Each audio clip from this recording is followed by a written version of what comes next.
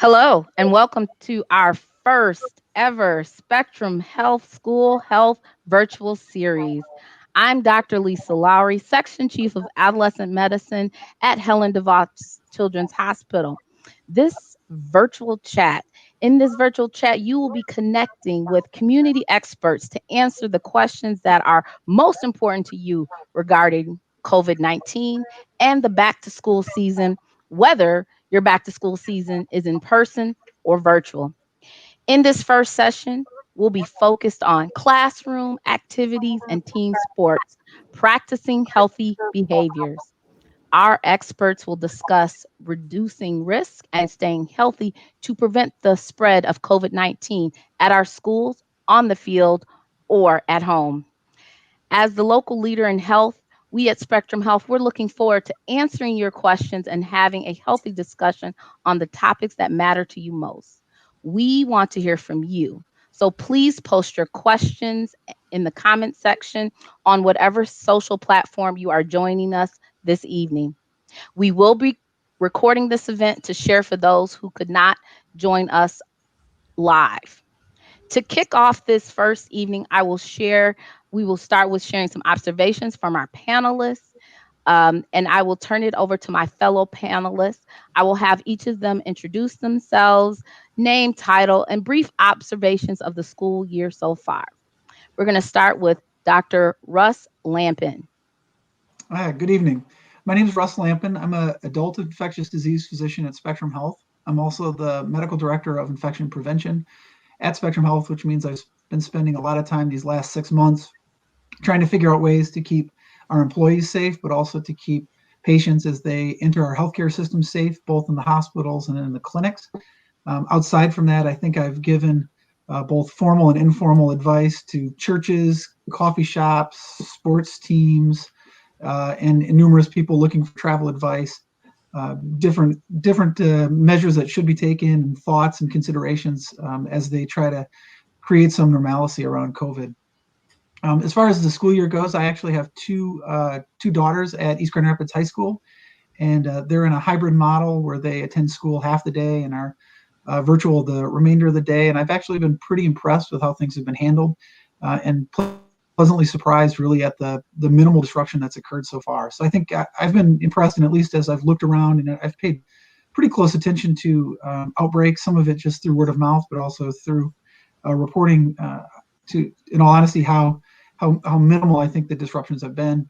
And I guess the other thing that I've been really happy with the school system and the state actually is the resumption of sports. And I know that there have been some maybe complaints related to how some of the sports are rolled out, but I really have been happy that for the most part they've been able to get those activities going as well. And again, haven't seen too many complications associated with them. Perfect. Thank you, Dr. Lampin. Next, Dr. Philip Adler. Yeah, thanks, Dr. Lauer. Appreciate that. My name is Philip Adler. I'm the manager of our sports medicine and athletic training outreach program. I'm an athletic trainer by training. Really have spent quite a bit of time with my staff since June 8, helping to prepare them to prepare their athletes and parents and athletic administration to get back to athletics. First, we learned how to do it safely. How do we clean things? What do we clean things with? How do we wear masks appropriately? And once we figured out how to educate and teach people how to do that, we got to move into the next phase. And so I've really been impressed with the athletic trainers across West Michigan and the collaboration between them, regardless of who their employer is. I've been particularly impressed with my athletic training staff and the amount of time they've spent with coaches and parents, educating them about how to best prepare safely for sports. And I'm also very appreciative of the way the MHSAA has rolled out the safety precautions and the guidelines for sports and the things they're doing to help protect the kids. It's really made our jobs a lot easier to have some of these really specific guidelines to follow. And what we've seen most frequently is when those coaches and parents are helping to reinforce those guidelines, the students are really following suit. Perfect. All right. Thank you. Next, we have Dr. Adam London. Good evening, everyone, and thank you, Dr. Lowry. Dr. Adam London, Director of the Kent County Health Department, and my early observation has been that our community has done a tremendous job of working together in order to plan for this fall. And in particular, our superintendents, such as Scott Smith and Heidi Katula and so many others, have been working very carefully with us at the Kent County Health Department, with Spectrum Health, and with so many others to make sure that the plans in place for this fall would allow for the best education possible while doing it in the safest way possible. And that's been quite an undertaking for all of us. And so far, we believe it has been effective. While we know that there's going to be cases, and we expect that, as of last Friday, we had seen 106 cases in Kent County schools, but only about 10 of those actually involved more than one student. The vast majority were individuals, and the vast majority of those individual cases had known contacts with cases outside the school setting. So we're very pleased thus far to see the plans that have been put into place so painstakingly and with so much care seem to be working so far. But we know it's very early, and we want everyone to really focus on what they can do going forward to make sure that the success continues and that we can see education continue in the safest way possible. Awesome. Great. Yes, I think we all want to be successful. Next, we have Dr. Heidi Katula. Good evening, everyone. Thank you, Dr. Lowry, for introducing me and to everyone on the panel this evening. I'm the superintendent in East Grand Rapids Public Schools. Myself and Scott Smith have worked very closely with Spectrum since early June or July as we worked on creating the Return to School Guide. It's been a pleasure to have the support of Spectrum Health, as well as all of the different people, as Dr. London mentioned, come together through this crisis. We're deeply grateful to the Kent County Health Department and all of the collaboration that has come out through all support groups. And I think the one thing I've been the most surprised by, or as well as proud of, is how well our students have responded. Our students, through all of this, are very resilient, very much want to be back in school with their peers, will do whatever it takes to be able to come to school, to play athletics, to be back into a normal life for their high school, middle school, or elementary experience. And so thank you again for having me, and I look forward to being here this evening. Awesome. And then our last panelist, Mr. Scott Smith. Good evening, and thank you, Dr. Lowry. As the other panelists have shared, this has been a tremendous challenge from the onset. Our goal in Cedar Springs has been to really respond in such a way that we don't find ourselves overreacting due to panic or anxiety. We're not underreacting out of apathy nor ignorance. We are acting appropriately and acting thoughtfully, being guided by science and the experts in the field. And as Dr. Katula shared, without the partnerships in place between Spectrum Health and the county school districts, and also with the dynamic support of the Kent County Health Department, we would be in a real tough position. But with that guidance and with that support, as Dr. Katula said, it's been phenomenal to see students back on campus and once again engaging in the learning process. Each day is a gift, and we are just incredibly thankful for the energy that our staff is bringing to the table, the patience that people are embracing these times with, because we know that we're not going to get it right every time right out of the gate.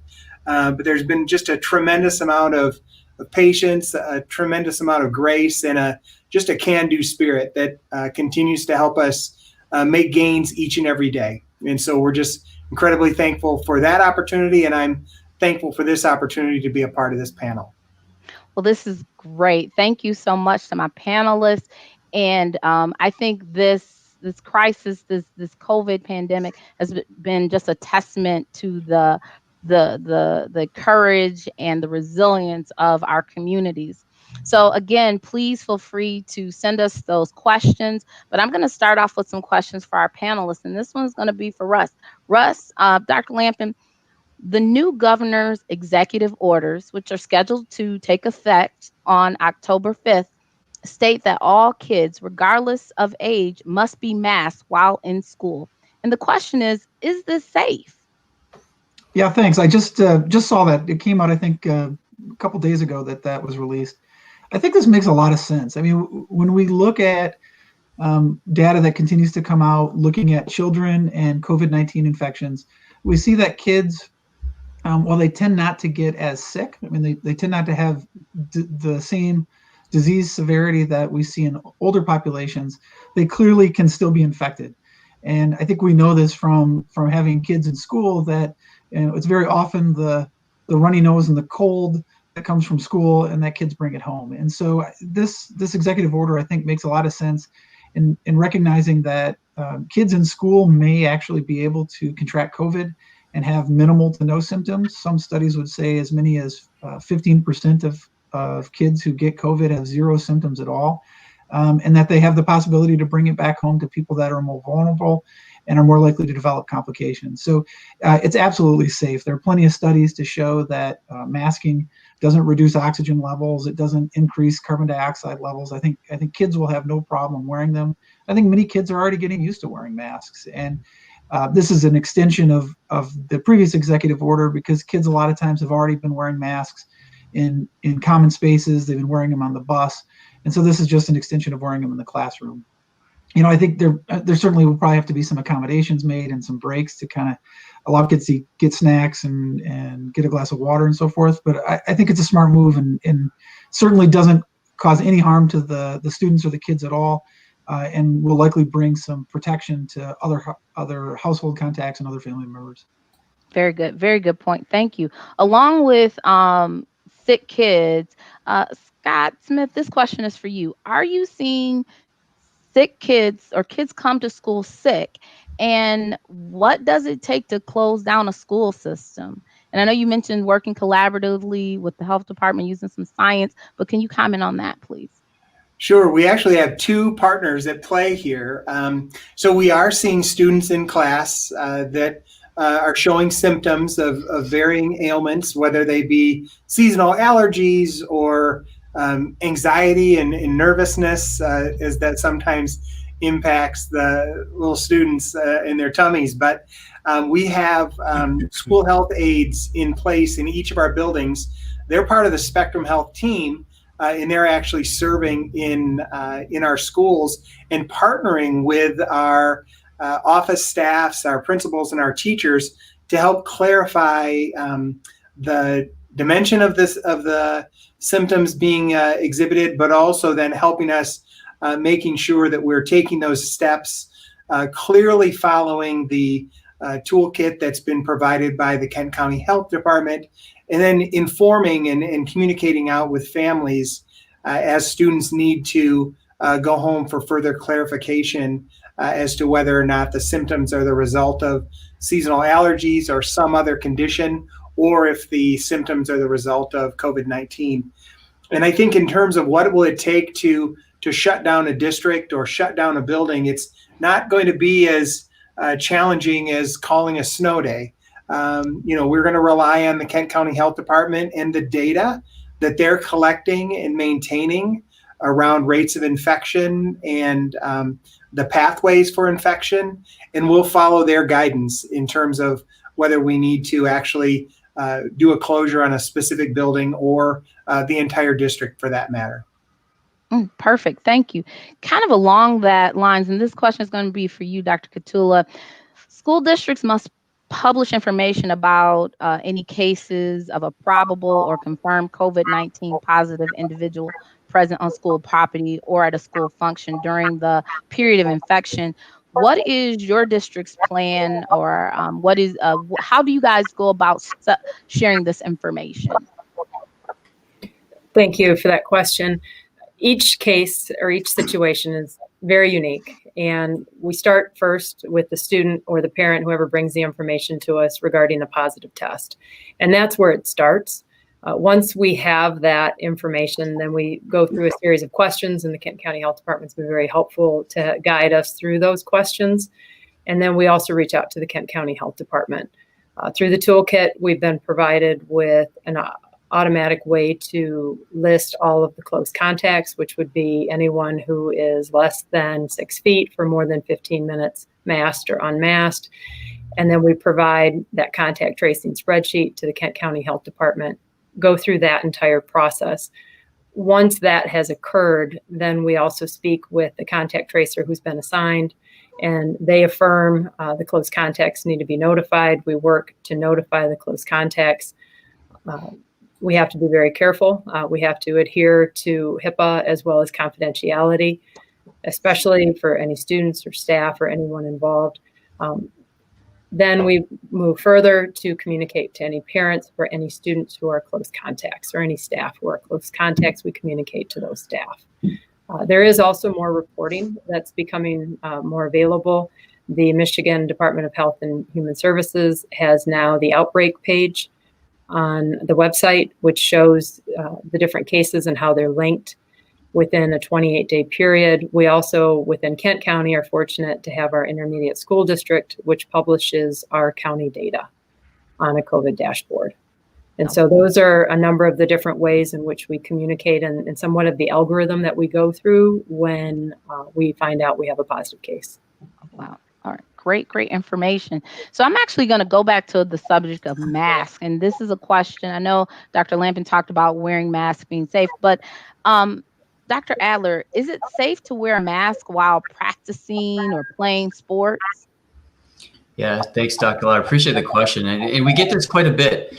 The answer unequivocally is yes. And of course, it's going to depend on the sport, right? And there's going to be some interesting innovations and modifications that take place. And we've already seen that happen. Football is a great example. As you see the evolution of face masks and face shields, and we've moved from plastic, and we figured out that wearing the mask and with the loops over the years doesn't quite work. You can't get over your head. And the gaiters weren't perfect either, because every time you took your helmet off, you'd have to remember to pull things up. And so there's a number of different apparatus, but what it comes down to is it's actually, it's safe. Not heard of any literature, any studies, any significant issues for anybody. Spent a little bit of time the last couple of days looking at research to try to find something that would invalidate the reason to wear a mask. And quite frankly, as we exhale and we start to exhale more frequently, your respirations increase, and the opportunity to expel those droplets further out, it's really a good idea to have that face covering to protect those people around you from that expelling of those air and those water droplets. And so I look forward to more innovation and things to come, but absolutely, Dr. Lowry, it is safe to wear a mask. Perfect. So I know I have a question for Dr. London on vaccines, but I'm going to come back to that and first ask a couple questions that come up in the chat, since we talked a little bit about going to school and is it safe. This was more a comment, but the Harvard Institute has Michigan in orange. Is it really a safe environment for in-person learning? Yeah, so safe is a word that we wrestle with a lot in public health, because safe implies all absence of risk. Mm-hmm. And the reality is there is a risk in going back to in-person instruction. There's also a risk in not having in-person instruction. And there's a risk that we accept for many things in life. And so, we believe right now that having in-person instruction is a lower risk activity based on what we have seen so far with the data, based on what we know mask use and disinfection and social distancing can do to make that environment a lower risk. We also know that if the kids aren't in school, there's risk of transmission for activities they may be involved in elsewhere, and so many other consequences to their health and their well-being. So it's really a matter of balancing all of these issues and making sure that we're doing it in the lowest risk way, with the most in mind for the benefit of our kids. So the other thing, I know parents are concerned. Yes, it's now, and it's okay now because kids can kind of space out or maybe go outside. But what are your concerns? And this is for Dr. London, about when we are in person and it's cold weather and numbers are still going up. Any concerns with that? Of course. Yeah, we're concerned. And from the very beginning, we've looked at, what are the major hurdles going to be between the beginning of this pandemic and the end of it when we have vaccine available. And among those hurdles, we saw going back to school in the fall and the colder weather are certainly things that are going to add risk. But they're things that fortunately we had a lot of time to plan for. And we're watching the data very carefully. We have algorithms and plans in place that if things start to go in a direction that we don't want to see, if we start to see that test positivity rate go way up, if we start to see that schools are having a hard time managing and reducing transmission within those schools, and if the schools themselves are becoming centers of transmission, then we're going to have to do other things. But so far, what we've seen in the planning that we've done, we believe has gotten us off to a good start. And we're going to keep building on that with more testing, better surveillance, and make sure that we can get through this school year in a healthy, safe way. So why I have you here, and then I'm going to move on to some of our other panelists. Any insight on when the vaccine might be available? Yeah, so I wish I had some secret knowledge about when we're going to get a shipment of vaccine. I don't have that kind of insight, but what I do know is that we have 3 vaccine candidates, the Moderna, the Pfizer, and the Johnson & Johnson candidates that are all in phase 3 of clinical trials. And the AstraZeneca is not far behind. And that once those clear that phase 3 trial, they'll go to FDA for review for safety and for efficacy. And assuming that it passes that review, it would be made available to communities across the country. Now, what we're looking at is generally once the FDA receives a candidate like that, it takes about a year for review.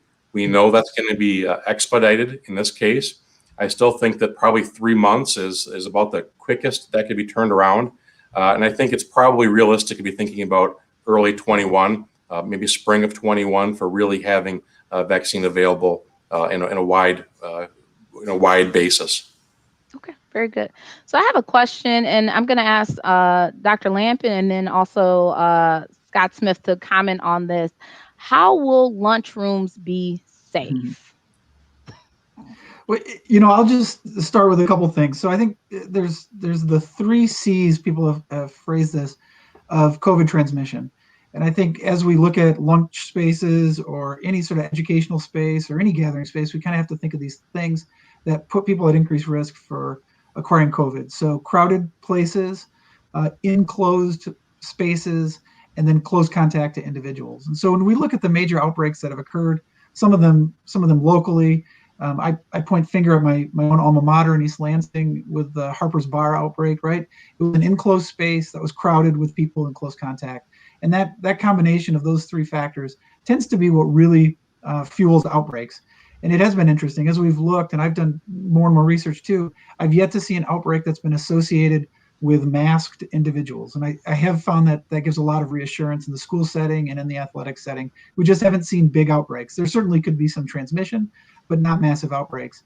And I think it's important as we look at COVID to think about all of the different things that we do as providing layers of safety. No one intervention is bulletproof, right? So just because you're 6 feet away from somebody doesn't mean transmission can't occur. Or just because you have a mask means it can't occur. But if we continue to kind of layer all these protective factors in place, we can really reduce transmission. And, I think when we remember that the average person who is infected with COVID only spreads it to another 2 to 3 people. And I love this stat is that if we can get 60% of the population to wear a mask, 60% effective, we can get rid of COVID transmission, right? It's, wow. It takes some effort. So, I know kids, the lunchroom space, I think is going to be complicated. And I haven't looked at what every school is doing, but I know there's a lot of different strategies in place to try to spread kids out. And I think that's probably the intervention that's going to be the safest is to get kids to not have the same density as getting packed in. I know a lot of schools have kind of worked on creating, sort of pods where your interactions with other students is limited. And so I'll let Scott speak to that. But I think those are the types of interventions that are going to be needed to keep that lunch space safe. Yeah, thank you, Dr. London. And, similarly, we have 3 C's as well. So one is the cleaning protocols. Then the second is creative spaces. And then the third is choices in terms of food choices. So first, in terms of cleaning, just making sure that our students are practicing good hand washing procedures, both in and out of the food service cafeteria area is very important to our efforts to reduce the risk of transmission. The second piece is just making sure that we're very thoughtful and very thorough in our cleaning protocols of the spaces within the cafeteria. The second piece involves creatively identifying different spaces in our schools where students can engage and eat their lunches. So in each of our buildings, we're providing students with spaces to eat outside, weather permitting, but also utilizing different spaces like gymnasiums and libraries and hallways, just really getting creative in terms of how we're using the buildings physically to help maximize that physical distancing that we can maintain between students. As Dr. London commented, we're also utilizing pods in our students or with our grades K-5 so that students are going down, and we're creatively utilizing the schedule to have fewer students eating lunch at any specific time. And then the third area in terms of choices, we're reducing some of the choices that we have that we're offering our students so that the timing that they're spending in line is reduced, which is maybe detrimental from a perspective of having variety at lunch, but it's enabled us to be more efficient and to provide that food to students with a high quality of content, but also making it happen more quickly, which is reducing the amount of time that students are spending in line. Great. Dr. Catula, you want to comment any additional things that you are doing? I would agree with what's been mentioned. We've been working with the lunch and the K-5, as Dr. Lampin mentioned earlier. We've been in the hybrid until now, and we will be moving forward towards reopening in the upcoming weeks. But to this point, K-5, following those same practices, the cleaning is a critical piece with our students, as well as the hand washing, sanitization of the spaces. But then also we have limited the food services so that it is, kids don't take forever to eat. They eat pretty quickly, and then they want to get on to the next thing. And so once they do finish their meal, quickly remasking. We have seen tremendous success with the masking. We've seen our kids were really great about always making sure their mask is on and reapplying their mask once they're finished taking a drink or they're eating. But also really being creative in our spaces and trying to utilize that so that we're ensuring as much space as possible can be between the students. Great. So there's another question that's come in from the chat, and this is open to any of panelists. It said, why aren't some schools checking kids' temps when they arrive at school? Anyone like to comment on that? I mean, I could throw this out. Fever is a really poor indicator to try to find people who have infection. So many people who have COVID lack fever, and fever defined as temperature greater than 100.4 degrees. And so it's better in some ways to have people monitor their own symptoms. And I know this goes a bit on the honor system, but subjective fever or feeling feverish is actually a more accurate predictor of COVID infection. You're going to find more people with COVID than if you check temperatures. And so, I mean, I think some of it is the logistics of trying to measure the temp of all these kids coming in and out of the school. But some of it is that you just miss so many cases if temperature is your only marker, that it just isn't worthwhile for the time and effort. And so I think the emphasis really has to be on making sure that people stay home if they feel sick. So paying attention to all those symptoms of body aches, feeling feverish, having chills, having a sore throat, having nasal congestion, loss of taste or smell, diarrhea. Those are the symptoms that kids have. And that's really what we need to pay attention to, and have a culture where kids who are sick stay home. I know, there's always this kind of culture of, well, you just give the kids some Tylenol and send them to school and they'll probably be fine.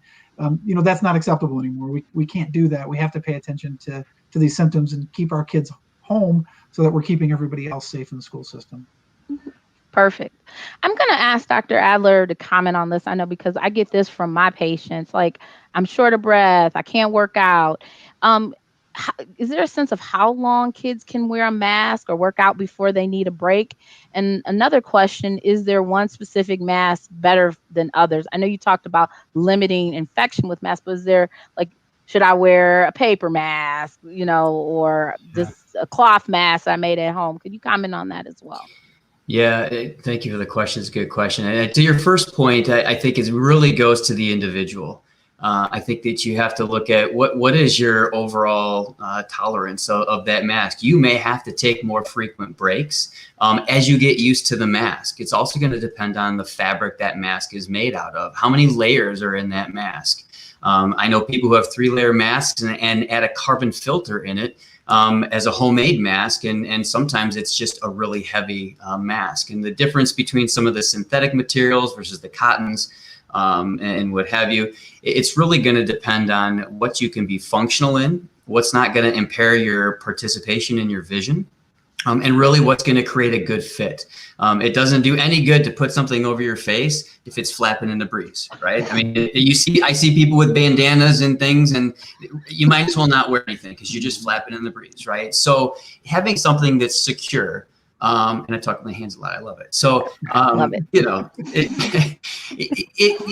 It's supposed to be fun, right? And I think we need to remember that part of participation is that we still have to have fun, and the kids are having fun, and they've gotten used to the masks.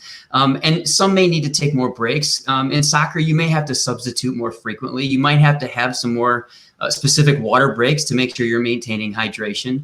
It's going to be weather dependent. There's so many factors that go into answering that question. I hesitate to give a blanket answer other than to really look at all of the conditions and do what's right for the individual. But at the end of the day, that participation with the mask is imperative to protect the health of all of our teammates, so we can actually get through all of these seasons and prove that we can move inside to some of those other sports we're looking forward to in the winter.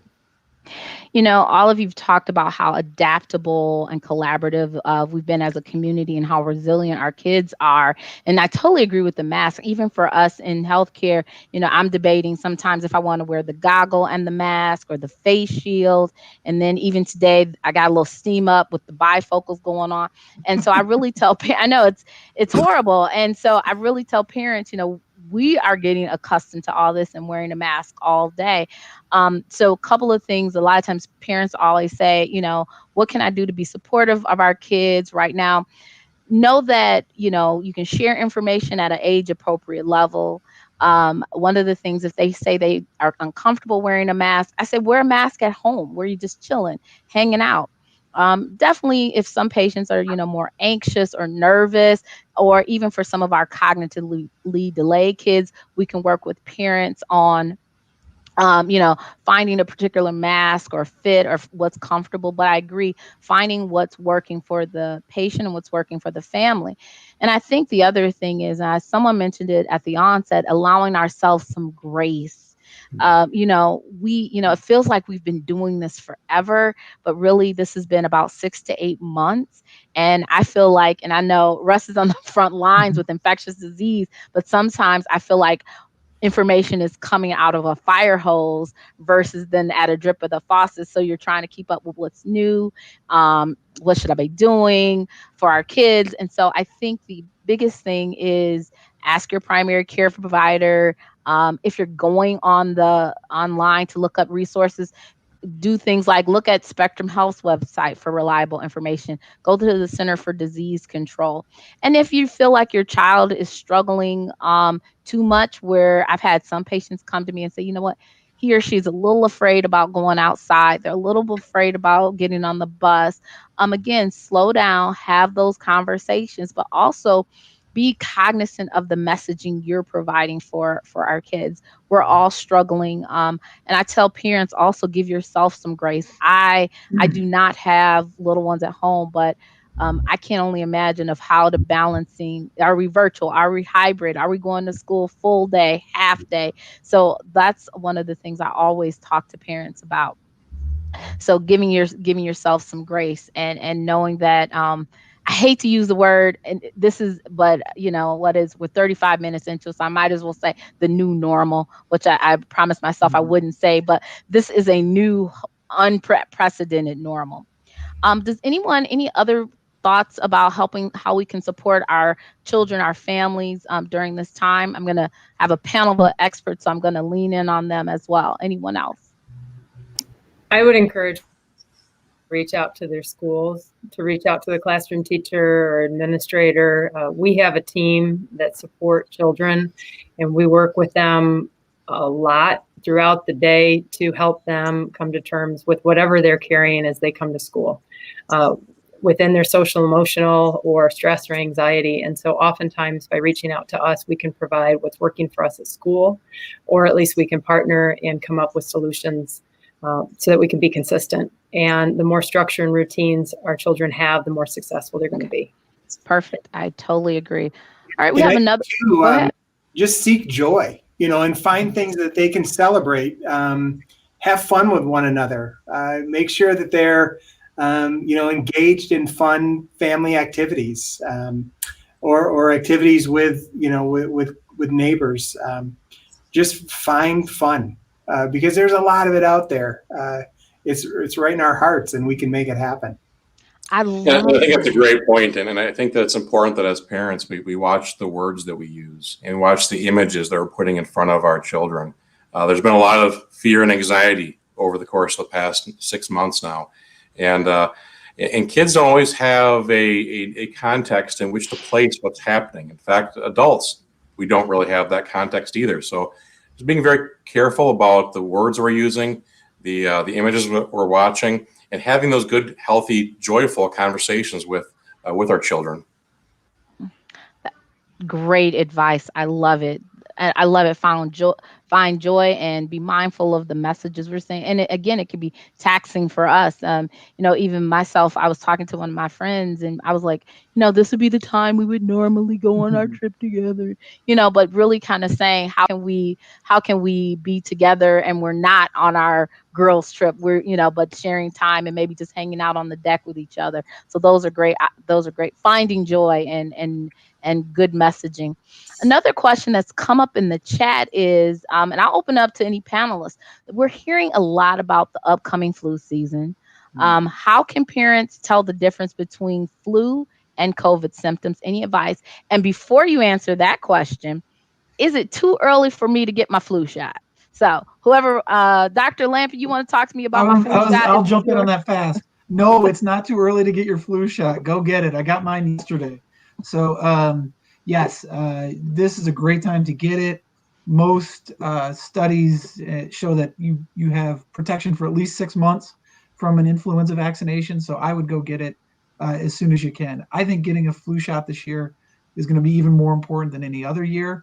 And the kicker on this is that there's no good way to tell the difference between the flu and COVID. The symptoms overlap so heavily. So classic influenza is a dry cough, body aches, and fever.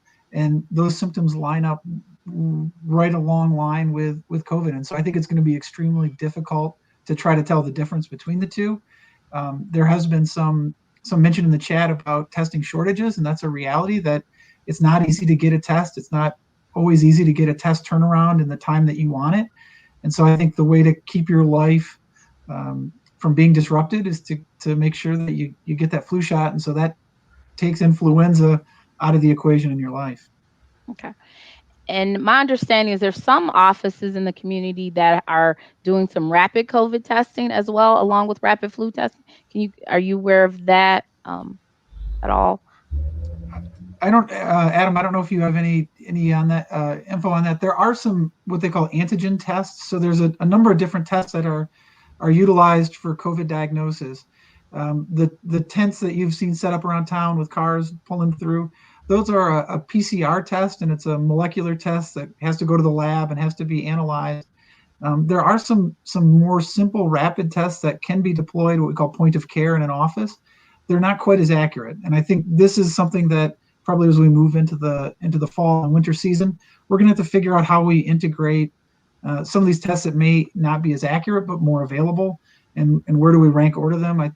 I know within Spectrum Health we're looking at all options for testing to try to make sure that we can test as many people as possible. but also to do it in a way that's as accurate as possible. So I'm not aware of which offices are doing that in particular, but that may be a practice that's starting to be integrated. Dr. London, do you have any thoughts? I just agree with what Dr. Langdon said, and that accuracy and scalability are the major challenges right now with the true rapid tests. We hope that that improves in the near future. There's been tremendous technological improvements in the recent months, but right now what we have are the antigen and the PCR testing as really our best options. Okay, perfect. So I don't want to, we have about 4 minutes left. Oh, the time went so quick. Dr. Adler, any thoughts, any closing things you want to leave our virtual audience with? Yeah, I think as we develop our new normals and our stable environments, we have to continue to be flexible because change will happen. We're going to change seasons. We're going to go into more indoor seasons and what have you. I would encourage people to rely on science and to rely on data from reputable sources. And that is going to be the key to keeping our society healthy, our kids healthy, staying in school, and being successful. And we've done a great job thus far this fall. I really think that we can continue and take this momentum into a difficult time of year. And I look forward to helping the community face this challenge and being successful. Perfect. Dr. Cottula, any questions or any final thoughts? I think about how Dr. London was talking about how students aren't able to sometimes communicate well and how they're feeling. And I do think it's an important point that I was going to add is sometimes as adults, we have difficulty verbalizing how we feel. And so anything parents can do, similar to what Scott had mentioned, providing the space, providing opportunity for joy, celebrating, because there still is a very much dark cloud on us right now, living within this new normal, and people long for what it was before. It wasn't that long ago that this all started. And so trying to be mindful, help our children to find the words or give them the space to share that information. I also think it's really important that every day we know what it is today, and we can't get ahead of ourselves because we don't know what's coming, and we do need to be prepared for whatever comes, and we will make the best decisions collaboratively and with one another's support and well-informed. We have an incredible network of collaborators in Kent County, and Spectrum Health has been a huge part of that. And I'm grateful for everyone's support because we're going to need each other as we go through this year. Wow. So I thank the panelists. I thank you for your time and your energy and all your expertise. And thank you all for joining us for Spectrum Health's first school health virtual series. And thank you to all our panelists for participating in tonight's dialogue on staying healthy during this school season. We plan to share the recording on our website, spectrumhealth.org, where you can find many resources to help you stay healthy now and well within the school season.